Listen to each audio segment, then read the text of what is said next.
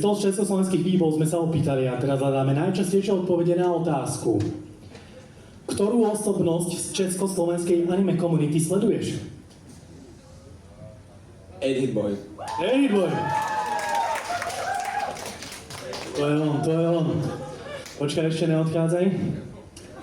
Najprv sa spýtame tabulky. Je 8-Hit Boy v našej tabulke?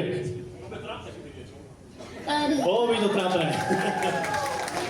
Je tam, ale ešte stále tam môže byť niekto vyššie. Valentín D. prototyp. Valentín D. prototyp. Odpoveď priamo pod nosom. A je v našej tabulke a je dôležitejší v tejto komunite ako 8-Hit Boy. Jasné, že je!